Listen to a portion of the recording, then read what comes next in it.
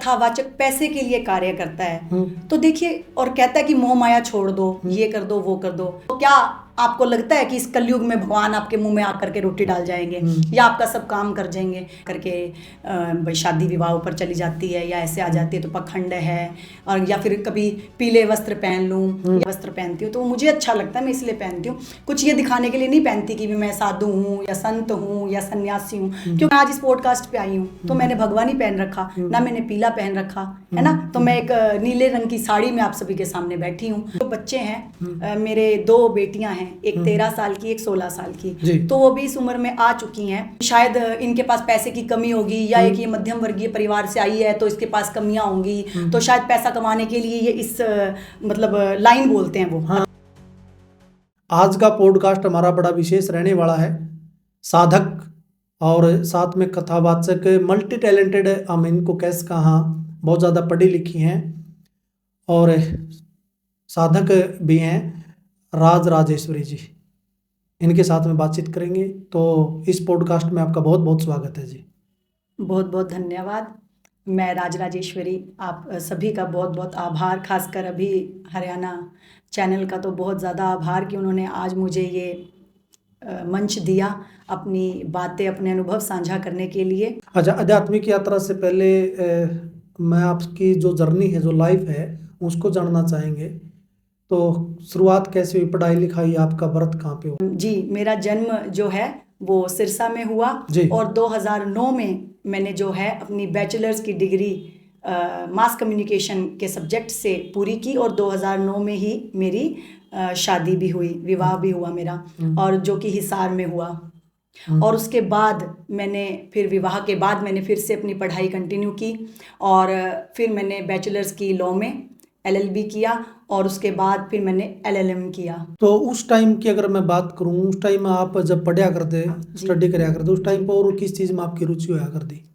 जी, मैं जिस समय पढ़ती थी तो अपने कॉलेज की मैं टॉपर थी, पढ़ाई में भी मैं अपने कॉलेज में टॉप करती थी और हर तरह के कार्यक्रम में मैं भाग लेती थी और वहाँ पे मैं मतलब विनिंग ही रहती थी। चाहे आप स्किट ले लीजिए, हरियाणवी स्किट में भी मैंने पार्टिसिपेट किया और इंटर जोनल में भी मुझे उसमें बेस्ट एक्ट्रेस का अवार्ड मिला। मैं कवित्री भी रही हुई और कविताएं तो मैं भी लिखती हूँ। मुझे हरियाणा साहित्य अकेडमी की पुस्तक में मेरी जो है कविता वो छपी हुई है और मुझे बाल वैज्ञानिक का अवार्ड अपने स्कूल टाइम में भी मुझे मिला हुआ है और भी बहुत सी उपलब्धियां मेरे पास हैं। शादी के बाद का जो जीवन है, जो जर्नी है, वह किस तरह की रही? शादी के बाद का भी और शादी के पहले का भी मेरा जीवन बहुत ही अच्छा चल रहा है और तब भी बहुत अच्छा रहा था। मेरे जो पतिदेव हैं मुझे बहुत ही सपोर्ट करते हैं, मेरा पूरा परिवार मुझे बहुत सपोर्ट करता है। आपने त्रिपुट लगा रखा है? जी। ठीक है जी। और मैंने आपको किसी प्रोग्राम में देखा था, साधु संतों का समागम था वहाँ पे, आप मतलब भगवान आपने शायद डाल रखा था वहाँ पे जी। तो उस वेश में थे आप, नहीं लग रहे थे उस टाइम पे कि गृहस्थ हो जी, आप सन्यासी लग रहे थे जी। तो मैं आपसे जानना चाहूँगा, आध्यात्म की शुरुआत किस तरह हुई और ईश्वर भक्ति ने आपकी सोच को किस तरह बदला? देखिए, पहले बात करते हैं भक्ति की जी। तो जब हम बात करते हैं मेरी भक्ति की तो भक्ति, देखिए मैं बचपन से ही बड़ी ना इस तरफ मेरा रुझान था। जैसे हमारे घर में पूजा पाठ, हिंदू परिवार से मैं हूँ, ब्राह्मण परिवार से मैं हूँ, तो फिर हमारे घर में पूजा पाठ, हवन और ये सब चीज़ें होती रहती थी। तो मेरा बहुत उस टाइम रुझान था। मैं नवरात्रि के पूरे 9 व्रत किया करती और बिना मतलब कुछ खाए पिए रखती थी, सिर्फ पानी और चाय पे मैं पूरे वो 9 के 9 व्रत रखा करती थी। और उस टाइम जैसे ऐसी मान्यताएं होती हैं कि नारियल चढ़ गया, क्योंकि मैं अखंड जोत भी नहीं जगाती थी, फिर भी मेरे 10-10 11-11 नारियल ऐसे चढ़ जाया करते थे, जिसको आज के टाइम पे मतलब अंधविश्वास कह लेते हैं, कुछ भी कह लो। तो उस टाइम मेरा ना और ज़्यादा रुझान जो है ना ईश्वर की ओर बढ़ने लगा। तब मैं साकार रूप को बहुत मतलब पूजती थी और वो धीरे धीरे धीरे धीरे मतलब मेरी भक्ति जो है गूढ़ होती चली गई। और मुझे ना बचपन में एक शौक भी था। क्या शौक था? जैसे आप जानते होंगे बहुत पहले हमारे समय में 2006 की बात मैं कर रही हूँ, तब मधुरिमा का अखबार एक आया करता था। उस मधुरिमा अखबार के अंदर बहुत सारी ना मतलब ऐसी कथाएं आया करती थी भगवान के साकार रूपों की, कभी कृष्ण की, कभी कुछ कुछ कथाएं। तो मैं उन सबको पूरा मतलब पढ़ती थी, चाहे और अखबार छोड़ दूं, लेकिन उस कथाओं को तो पक्का पढ़ती थी। तो मुझे इतना शौक था। फिर उसके बाद आते हैं मेरी आध्यात्मिक उस पर।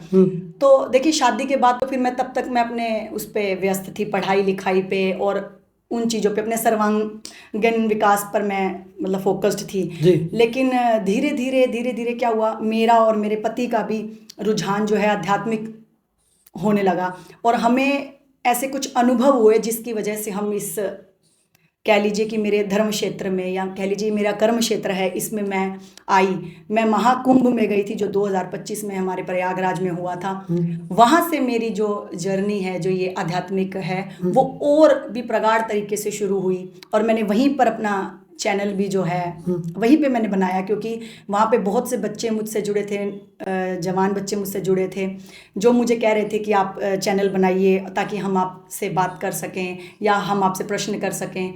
तब मैंने उनके कहने पर वहाँ चैनल बनाया अपना, देव देवी धाम के नाम से। और उसके बाद तो फिर मेरी ये जर्नी अभी तक चल ही रही है, क्योंकि जो कहते हैं कि जो भगवत मार्ग है ना, उस पर बहुत कठिनाइयाँ भी आती हैं और सरलता से नहीं मिलता। उसके लिए आपको शारीरिक, व्यवहारिक, सामाजिक बहुत प्रकार के कष्ट आपको झेलने पड़ते हैं। गृहस्थ जीवन को और भक्ति मार्ग को एक साथ लेके आप चलने लग रहे हैं जी। कितना कठिन है? मैं ऐसे कहूँगी कि बहुत ज़्यादा कठिन नहीं है। क्यों? क्योंकि एक तो जब आपका पति और परिवार आपका सपोर्ट करे तो कठिन नहीं है, और दूसरा इसलिए कठिन नहीं है क्योंकि मेरे जो बच्चे हैं, मेरे 2 बेटियां हैं, एक 13 साल की, एक 16 साल की, तो वो भी इस उम्र में आ चुकी हैं, और कि भाई मतलब मुझे समझती हैं और समझदार हैं। और वैसे भी मैंने उन्हें गुरुकुल में अब इसी वर्ष डाला है, तो ताकि थोड़ा मुझे मेरी आध्यात्मिक सफ़र के लिए थोड़ा और मार्ग मेरा आसान हो जाए, इसलिए मैंने बच्चों को गुरुकुल में भेज रखा है। और बाकी इतना ज़्यादा कठिनाई मुझे गृहस्थ जीवन में नहीं आती। अध्यात्म को ही अपना मुख्य आधार मतलब आपने क्यों चुना? क्योंकि आप बता रहे कि मैंने लॉ कर रखी है, आप एडवोकेट भी बन सकते थे, तो इसी मार्ग को आपने, इसी फील्ड को क्यों चुना? नहीं, मैं प्रैक्टिसिंग एडवोकेट भी हूँ। अच्छा। आपकी नॉलेज के लिए मैं बता दूँ। अच्छा जी। जी हाँ, सिरसा में डिस्ट्रिक्ट कोर्ट में मैं रजिस्टर्ड एडवोकेट हूँ। मैंने बार काउंसिल का ऑल इंडिया बार एग्जामिनेशन भी क्लियर कर रखा है, और मैं एक रजिस्टर्ड प्रैक्टिसिंग एडवोकेट हूँ। तो अध्यात्म की जर्नी ऐसी है ना, अध्यात्म का आपके कैरियर से लेना देना कुछ नहीं होता, मेरा ये मानना है। क्योंकि आजकल लोग क्या सोचते हैं, अच्छा इसको शायद पढ़ाई लिखाई में कुछ नहीं मिला होगा, या ये कुछ नहीं बन पाई होगी, शायद इसलिए इस बाबा वाली लाइन में आ गई। हाँ, आम लोगों की धारणा ये रवा है जी, कि शायद इनके पास पैसे की कमी होगी, या एक ये मध्यम वर्गीय परिवार से आई है तो इसके पास कमियां होंगी, तो शायद पैसा कमाने के लिए ये इस मतलब लाइन बोलते हैं वो। अध्यात्म को क्षेत्र भी नहीं कहना चाहिए वैसे तो, क्योंकि वो हमारी कर्म भूमि है, मेरे कर्म है वो, जो मैं अध्यात्म में चल रही हूँ वो मेरे कर्म है, वो कोई लाइन नहीं है, कोई क्षेत्र नहीं है, वो मेरा कर्म क्षेत्र कह लीजिए आप, या धर्म क्षेत्र कह लीजिए, क्योंकि वो मेरा धर्म है। और धर्म आपको सिखाता है कि आप, धर्म क्या है, धर्म कर्तव्य होते हैं। तो ये मेरा कर्तव्य है कि मैं समाज में अपनी उस अनुभूतियों को, उस अनुभव को लोगों के बीच में बांटूं। यदि मुझे कुछ ज्ञान है तो मैं उसको लोगों के बीच में बांटूं। परिवार की जिम्मेदारियों के बीच में साधना, भक्ति का मार्ग आप मतलब चुन रखा है, ये टाइम कैसे मैनेज कर पाओ आप सारा का सारा?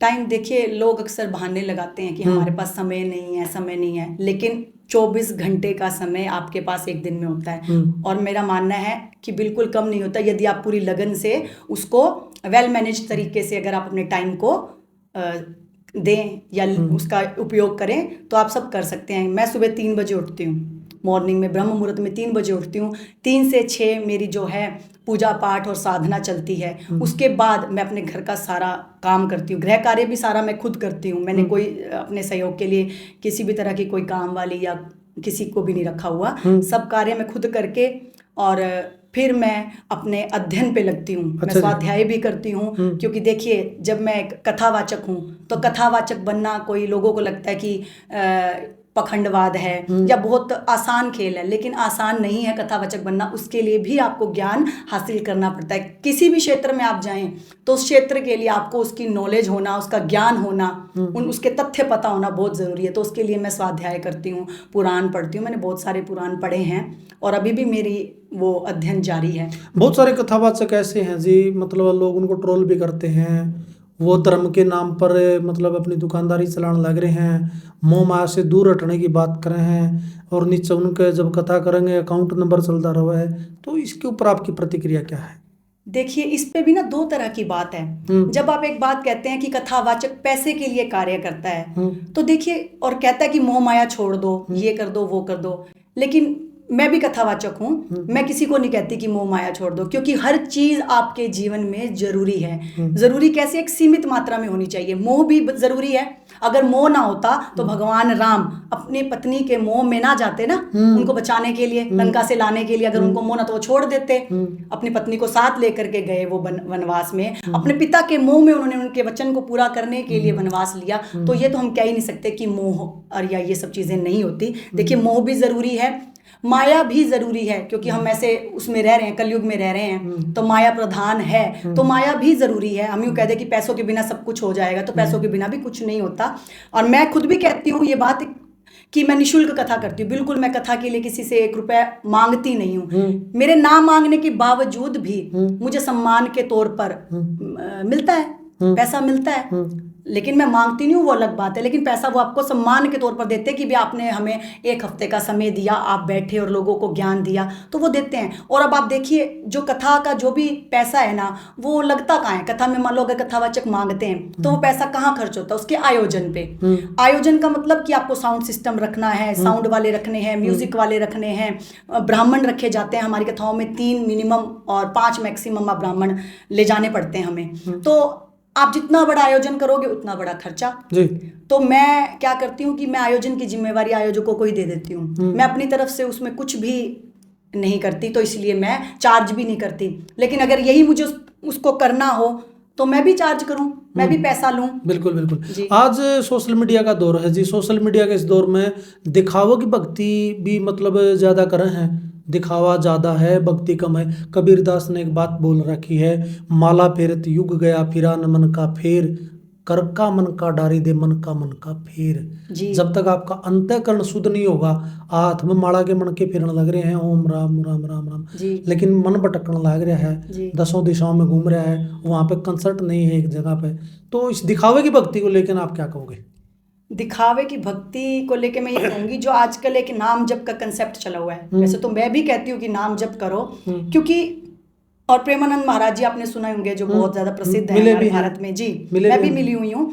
लेकिन जो नाम जप है ना, उसके पीछे भी एक बहुत बड़ा दर्शन काम करता है। उसको समझना बहुत जरूरी है कि नाम जप कैसे कार्य करता है, उसके पीछे क्या उद्देश्य होता है और कब वो आपको लाभकारी होता है। जैसे कबीरदास जी ने एक और बात भी कही हुई है कि राम राम सब कोई कहे, दशरथ कहे ना कोई है, जो एक बार दशरथ कहे तो सब कुछ हो जाता है। मतलब दशरथ, वो दशरथ जी को नहीं कह रहे, वो दशरथ होता है। दशरथ का अर्थ आप अपनी 10 इंद्रियों से मुक्त होकर के, 10 इंद्रियों में आसक्ति छोड़ करके आप अगर एक बार भी राम का नाम लेंगे ना, मन से, शुद्ध अंतःकरण से, जागृत चेतना से, तभी आपका जो है नाम जप का फल आपको मिलेगा। अब मैं कहती रहूं कि मैं सारा दिन राधा राधा राधा राधा राम राम राम राम करती रहूं और कर्म उसके लिए कुछ करूं ना, पुरुषार्थ कोई करूं ना, तो क्या आपको लगता है कि इस कलयुग में भगवान आपके मुंह में आकर के रोटी डाल जाएंगे, या आपका सब काम कर जाएंगे,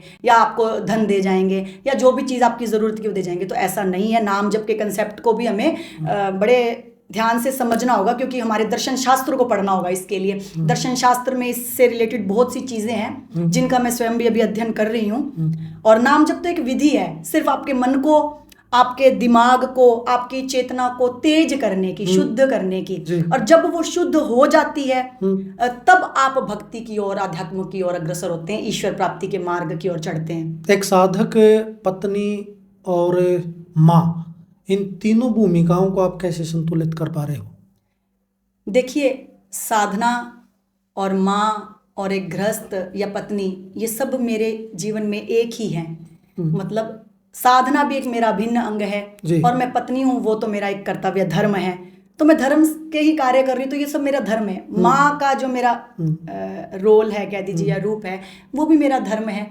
जो मैं साधना कर रही हूँ वो भी मेरा धर्म है, और जो मैं पत्नी का जो फर्ज निभा रही हूँ वो भी मेरा धर्म है। तो मैं इसे एक ही मानती हूँ, इसलिए मुझे ये अलग नहीं लगता, या इसके लिए समय निकाल पाना मुझे कठिन नहीं लगता। क्या कभी समाज के ताने और आलोचना का सामना करना पड़ा है कि भाई इतनी पढ़ लिख के भी आप जो है इस मार्ग पे चलने लग रहे हो? जी, हालांकि मेरा परिवार मुझे बहुत सपोर्ट करते हैं, सब इधर वाले भी उधर वाले भी, लेकिन कई रिश्तेदार हैं ऐसे जो कहते हैं जब मैं अगर तिलक लगा लूं तब बोलेंगे कि ये क्या इतना बड़ा तिलक लगा करके भाई शादी विवाह पर चली जाती है या ऐसे आ जाती है तो पखंड है, और या फिर कभी पीले वस्त्र पहन लूं, या मतलब मुझे वो मेरा दिल करता है, मेरी इच्छा करती है, मेरी निजी चॉइस है कि मैं पीले वस्त्र पहनती हूँ, सफ़ेद वस्त्र पहनती हूँ, लाल वस्त्र पहनती हूँ, तो मुझे अच्छा लगता है, मैं इसलिए पहनती हूँ। कुछ ये दिखाने के लिए नहीं पहनती कि मैं साधु हूँ या संत हूँ या सन्यासी हूँ, क्योंकि लोग आजकल आपको कपड़ों से जज करते हैं, है ना। तो जैसे मैं आज इस पॉडकास्ट पे आई हूँ तो मैंने भगवानी पहन रखा ना, मैंने पीला पहन रखा, है ना, तो मैं एक नीले रंग की साड़ी में आप सभी के सामने बैठी हूँ। तो यही मैं कह रही हूँ कि ना लोगों का जो दृश्य है ना, जो दृश्य लोग देख रहे हैं वो किसका दृश्य देख रहे हैं? आपके बाहरी आवरण का। बाहरी आवरण से वो आपके ज्ञान को आंकते हैं। अभी जैसे बता दो कि आप ग्रस्त हो तो वो ना आप एक उनकी हे दृष्टि हो जाती है आपके प्रति, एक इग्नोरेंस आ जाती है कि अच्छा ये गृहस्थी है तो ये ना सन्यासी नहीं हो सकता, या ये साधु नहीं हो सकता, या ये संत नहीं हो सकता। लेकिन मैं इस बात को क्लैरिफाई करना चाहूँगी कि साधु, संत, सन्यासी ये कोई उपाधि या कोई उपमा नहीं है, ये स्थिति है। किस चीज़ की स्थिति है?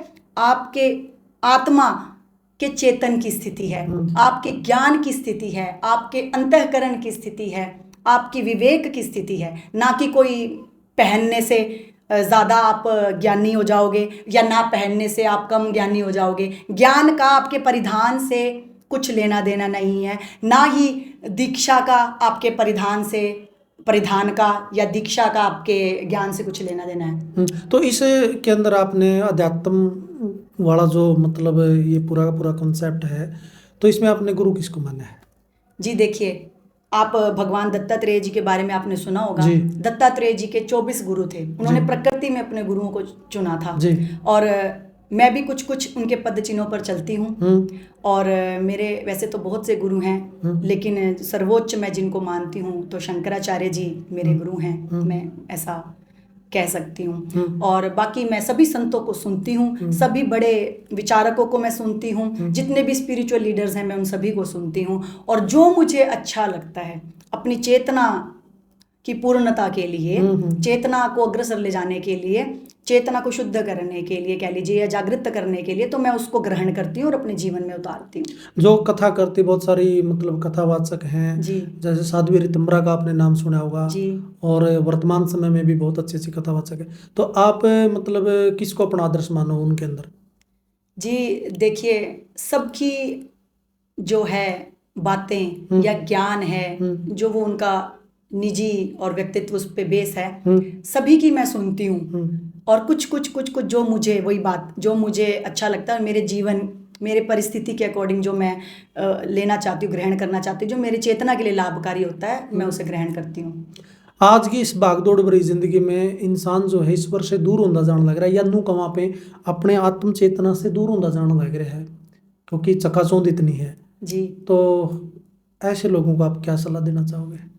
ये जो आपने पॉइंट बोला, ये जो प्रश्न रेज किया आपने, बिल्कुल सही बात है। ये ऐसा क्यों हो रहा है? इस सब का कारण ये है कि जो आप देख लीजिए, लोग ना जो है ना आडंबरों पे ज़्यादा विश्वास करते हैं। आडंबरों पे कैसे? मान लो अगर मैं भगवा वस्त्र पहन के आपके सामने खड़ी हो जाऊं तो आपको लगेगा कि संत है, साधु है, आप पूरा सम्मान देंगे। और यही मैं जैसा रोज़ाना में रहती हूँ, गृहस्थ में जैसे अपना वस्त्र पहनती हूँ, वो पहन करके अगर आपके आगे खड़ी हो जाऊँ तो आपको मेरे ज्ञान की कोई वैल्यू या मूल्य नहीं रहेगा। और ऐसा ही है, आप देखते हैं बड़े बड़े संत बड़ी बड़ी गाड़ियों में आते हैं, बॉडीगार्ड होते हैं पीछे, है ना, 4-4 बॉडीगार्ड चल रहे होंगे, बड़ी बड़ी गाड़ियों में आएंगे, बढ़िया सोना डाला होगा उन्होंने, तो वो तो लोगों को लगेंगे कि संत है।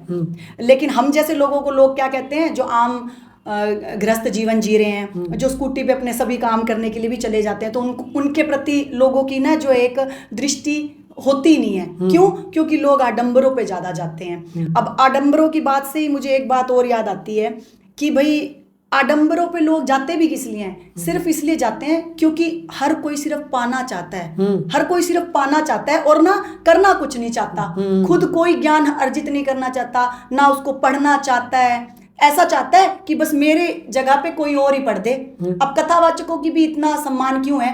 क्योंकि आप उस कथा को पढ़ नहीं रहे हो, आपके लिए हम इतने बड़े बड़े पुराणों को पढ़ करके आपके लिए उसको इंटरप्रेट कर रहे हैं, आपको ओरेट कर रहे हैं, आपको बता रहे हैं, तो आपको लग रहा है कि हाँ ठीक है, मुझे ज्ञान हो गया, मैंने सुन लिया। लेकिन कोई भी ज्ञान है या ईश्वर प्राप्ति है वो आपको स्वयं करनी पड़ेगी। गुरु तो सिर्फ ना मार्गदर्शक होता है, आपको गाइडलाइन देता है कि आपको ये चीजें करनी चाहिए, या मैं इस मंत्र का जाप करता हूँ और आपको इसके थ्रू जो है आपकी आध्यात्मिक उन्नति होगी, आप ईश्वर प्राप्ति के जो है मार्ग पर अग्रसर होंगे। असल बात तो ये है जी, वही बात आ जाओ है, महाभारत के बाद भूल के बाद मुरारी की, और पैसे के में मोहब्बत रहेगी दुनिया सारी की। जी जी, मतलब पैसे के पीछे मतलब भागदौड़ ज्यादा है जी। वो भी देखिए, पैसे के पीछे भी भागदौड़ ज्यादा का कारण है।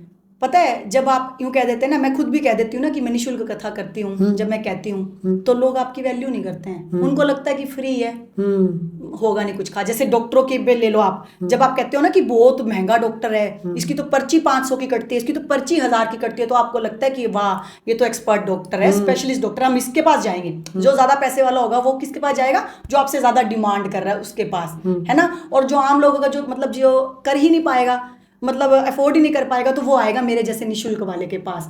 तो ये बहुत बड़ी विडंबना है समाज की कि आप पैसे वाले की ओर ही खिंचते हो, ज्ञान की आपको कोई मतलब कदर नहीं है। अभी बहुत सारे लोगों ने आपके उस पर कमेंट भी किया था, मैंने देखा था, आपने मेरी एक वीडियो डाली थी शायद इंटरव्यू की, तो उस पर कमेंट किया था एक व्यक्ति ने कि भाई ये पखंडी है, ये भी बहरूपिया है, या ऐसा है या वैसा है। तो मैं उस व्यक्ति को, मैंने वैसे तो मैसेज में रिप्लाई कर दिया था, लेकिन मैं ये कहना चाहूंगी कि क्या ऐसे वस्त्र पहन के जो आपके शरीर को ढके हुए हैं, और जब आप पुराण की कथाएं बता रहे हैं या लोगों को ऐसी ज्ञान की बातें बोल रहे हैं, वो पाखंड है? या जो आप आजकल देख रहे हैं सोशल मीडिया पे, जो लड़कियां लड़के जो अश्लीलपना, जो अभद्रता खिंडा रहे हैं, वो पाखंड है?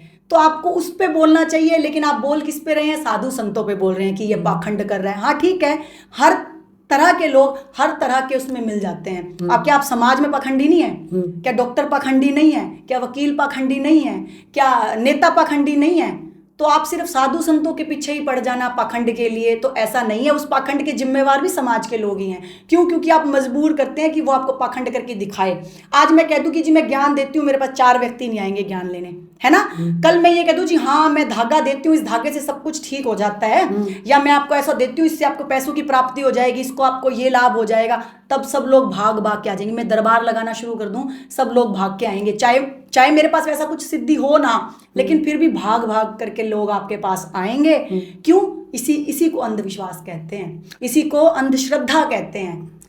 एक नया कॉन्सेप्ट आ गया आज के दौर में, दरबार के नाम पे मेरे को याद आ गया। जी। मतलब आज ये कॉन्सेप्ट बहुत ज्यादा चलने लग रहा है, अपना हरियाणा में भी आ गया। बहुत सारे बाबा जो है वो पर्ची निकालना शुरू कर रहे हैं, भाई मैं आपका पर्चा आपका जीवन के बारे में बता दूंगा। क्या ये पॉसिबल है, या फिर कोरा पाखंड मानते हो आप इसको? देखिए, कोरा पाखंड तो मैं नहीं कहूंगी। क्यों? क्योंकि जब मैंने आपको पिछली बार भी मैंने वहां कई बच्चों से बात की, तो उन्होंने बोला कि दीदी क्या ये सत्य है? तो मैंने आपने भी मुझसे प्रश्न किया था, और मैंने अभी आपको यही बताया था कि मेरे अनुभव में भी ये चीजें नहीं आई हैं, क्योंकि मैं भी साधना करती हूँ, मैं भी 3-3 घंटे मेडिटेट करती हूँ, और मुझे भी बहुत सारे ऐसे अनुभव हुए हैं कि जो मैं बताऊं तो आपको लगेगा कि ये पाखंड कर रही है, लेकिन वो मैं साझा करना भी नहीं चाहती, क्योंकि वो मेरे निजी अनुभव हैं। और वाकई में ऐसे अनुभव आपको होते हैं जब आप मेडिटेशन करते हो, तो बहुत से ऐसे अनुभव होते हैं जो मतलब ऐसा लगता है कि आपकी सोच से परे हैं, कभी आपने मतलब ऐसे नहीं देखे। हाँ, अब रहा पर्चे निकालने की बात, तो जब हम इसमें भी बात समझनी होगी, जब हम ये कहते हैं कि सुहानी शाह जैसी एक लड़की है, सुहानी शाह, वो माइंड रीडर है, तो वो आपकी ना बैठे बैठे आपके फोन का नंबर, आपका पासवर्ड वो सब बता देगी, आपकी माइंड को रीड करके बता देगी कि आप क्या सोच रहे हैं। तो जब सुहानी शाह किसी चीज को पढ़ करके, विद्या को पढ़ करके आपकी माइंड रीडिंग कर पा रही है, तो क्या कोई साधु संत अपनी सिद्धि से वो नहीं कर सकता? हम ऐसा क्यों नहीं मानते कि वो कर भी सकता है, हो भी सकता है? क्योंकि बहुत से आप देखोगे, बहुत से सिद्ध संत हमारे भारत में रहे हुए हैं ऐसे, जिन्होंने चमत्कार किए हैं।